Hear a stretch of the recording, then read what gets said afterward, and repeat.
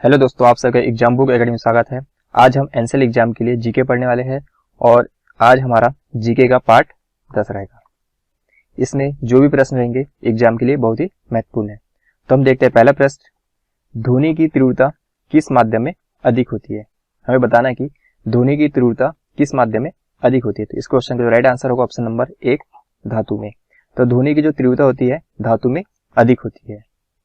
अब देखते हैं अगला प्रश्न, प्रश्न 2 क्या कह रहा है कि भारत के संविधान में उद्देशिका का विचार लिया गया है।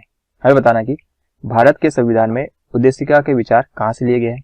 तो इस क्वेश्चन का जो राइट आंसर होगा ऑप्शन नंबर 4, यूएसए के संविधान से। तो भारत में संविधान के उद्देशिका का जो विचार है यूएसए के संविधान से लिया गया है। अब देखते हैं अगला प्रश्न, प्रश्न 3 क्या कह रहा है कि योग के आविष्कारक थे। प्रश्न 3 क्या है कि योग के आविष्कारक थे। तो इस क्वेश्चन का राइट आंसर होगा ऑप्शन नंबर 3, पतंजलि। योग के आविष्कार कौन थे? तो पतंजलि थे। अब देखते हैं अगला प्रश्न, प्रश्न 4 क्या कह रहा है कि आकस्मिक बाढ़ का संबंध किससे है। हमें बताना कि आकस्मिक बाढ़ का जो संबंध है किससे है। तो आकस्मिक बाढ़ का संबंध चक्रवाती तूफान से। किससे है? तो चक्रवाती तूफान से है। ऑप्शन नंबर 2 जो है इस क्वेश्चन का राइट आंसर है।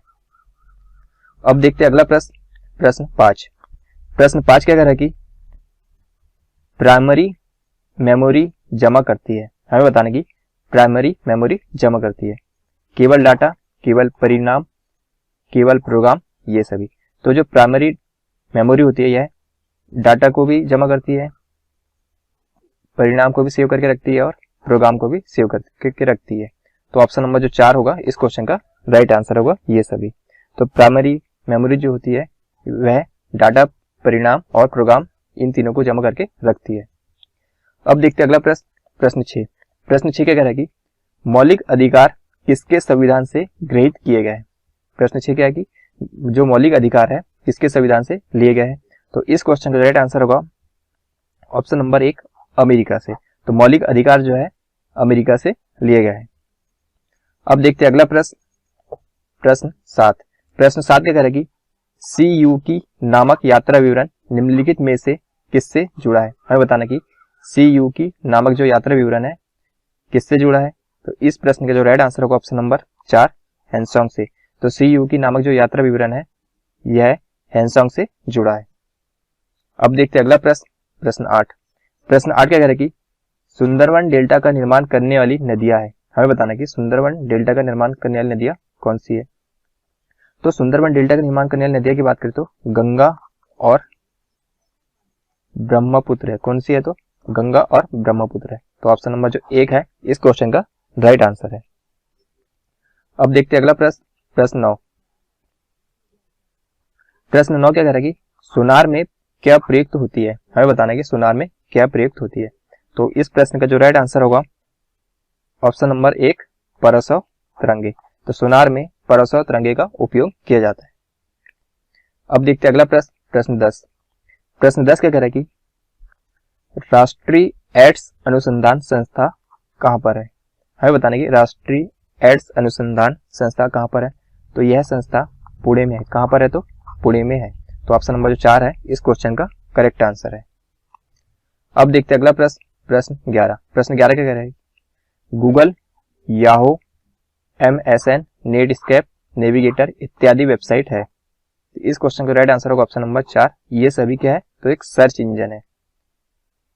अब देखते हैं अगला प्रश्न, प्रश्न 12 क्या कह रहा है कि निम्नलिखित में से कौन सा एक भारत के संविधान के अधीन मानवाधिकार है, साथ ही मूल अधिकार भी है। हमें बताना कि इनमें से कौन एक भारत के संविधान के अधीन मानवाधिकार है और साथ ही मूल अधिकार भी है।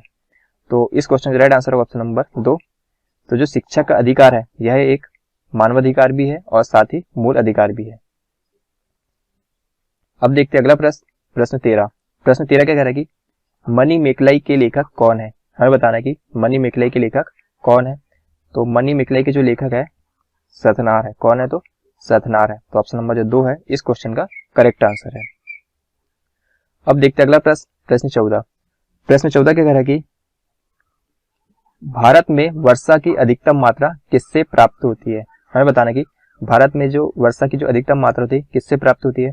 तो भारत में वर्षा की अधिकतम जो मात्रा होती है वह दक्षिण पश्चिमी मानसून से प्राप्त होती है। किससे होती है? तो दक्षिण पश्चिमी मानसून से प्राप्त होती है। तो ऑप्शन नंबर जो 3 है इस क्वेश्चन का करेक्ट आंसर है। अब देखते हैं अगला प्रश्न 15। प्रश्न 15 क्या कह रहा है कि ऊपर से देखने पर पानी का टैंक उथला क्यों दिखाई देता है? हमें बताना कि जब हम पानी के टैंक को ऊपर से देखते हैं तो उथला क्यों दिखाई देता है? तो इस प्रश्न का राइट आंसर होगा ऑप्शन नंबर 2, अपवर्तन के कारण। अपवर्तन के कारण जब हम पानी के टैंक को ऊपर से देखते हैं तो वह उथला दिखाई देता है। अब देखते हैं अगला प्रश्न 16। प्रश्न 16 क्या करेगी? लाल तथा हरे रंग के मिश्रण से कौन सा रंग प्राप्त होता है? हमें बताना कि जब हम लाल और हरे रंग को मिलाते हैं तो इससे हमें पीला रंग प्राप्त होता है। कौन सा रंग प्राप्त होता है? तो पीला रंग प्राप्त होता है। तो इस क्वेश्चन का राइट आंसर होगा ऑप्शन नंबर 2, पीला रंग। जब हम लाल और हरे रंग के को मिक्स करते हैं तो हमें पीला रंग प्राप्त होता है। अब देखते हैं अगला प्रश्न 17। प्रश्न 17 क्या कह रहा है कि WTO किस वर्ष अस्तित्व में आया? हमें बताना कि WTO किस वर्ष अस्तित्व में आया? तो इसकी स्थापना की अगर बात करें तो 1995 में इसकी स्थापना की गई थी। कब की गई थी? तो 1995 में इसकी स्थापना की गई थी। तो जो विश्व व्यापार संगठन है इसकी स्थापना 1995 में की गई थी। तो ऑप्शन नंबर जो 3 है इस क्वेश्चन का करेक्ट आंसर है। अब देखते हैं अगला प्रश्न 18। प्रश्न 18 क्या कह रहा है कि मौलिक अधिकार है, इन्हें हम क्या कर सकते हैं? तो मौलिक अधिकार की बात करें तो इस क्वेश्चन का राइट आंसर होगा आपातकालीन स्थिति में निलंबित किए जा सकते हैं। जो मौलिक अधिकार होते हैं इन्हें आपातकालीन स्थिति में निलंबित किए जा सकते हैं। तो ऑप्शन नंबर जो 4 होगा इस क्वेश्चन का राइट आंसर होगा। तो जो मौलिक अधिकार होते हैं इन्हें आपातकालीन स्थिति में निलंबित किया जा सकता है।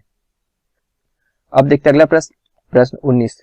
प्रश्न 19 क्या कह रहा है कि किस चोल राजा ने जल सेना प्रारंभ की थी? हमें बताना कि किस चोल राजा ने जल सेना प्रारंभ की थी? तो इस क्वेश्चन का राइट आंसर होगा ऑप्शन नंबर 3, राजराज प्रथम ने। तो जो राजराज प्रथम ने जल सेना प्रारंभ की थी। अब देखते हैं अगला प्रश्न 20। प्रश्न 20 क्या कह रहा है कि निम्नलिखित में से किस एक कारण से मरुस्थल में बादलों का वर्षण नहीं होता है?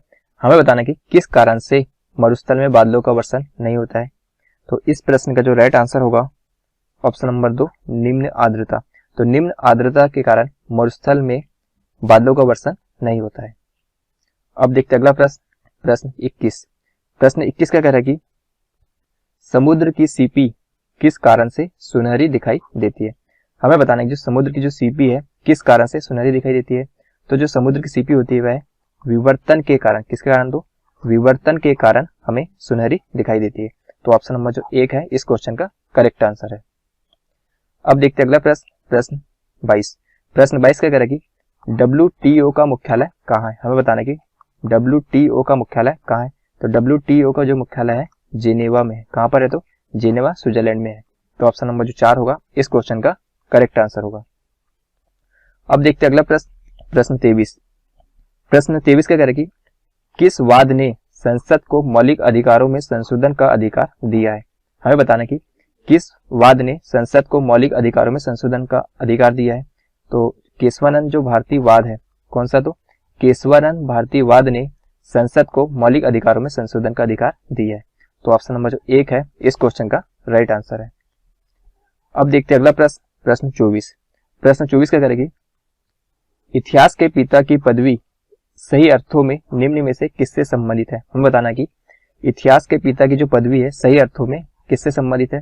तो इस प्रश्न का जो राइट आंसर होगा ऑप्शन नंबर 1, हेरोडोटस से। तो इतिहास की जो पदवी है, इतिहास के पिता की जो पदवी है वह हेरोडोटस से संबंधित है। तो इतिहास के पिता जो है हेरोडोटस को कहा जाता है। अब देखते हैं अगला प्रश्न 25। प्रश्न 25 क्या करेगी? भारत की जलवायु है, हमें बताना कि भारत की जलवायु कैसी है? तो भारत की जो जलवायु है वह मानसूनी है। कैसी है? तो मानसूनी है। तो ऑप्शन नंबर जो 2 है इस प्रश्न का राइट आंसर है। तो यह थे हमारे एनसीएल जीके के इंपॉर्टेंट 25 प्रश्न।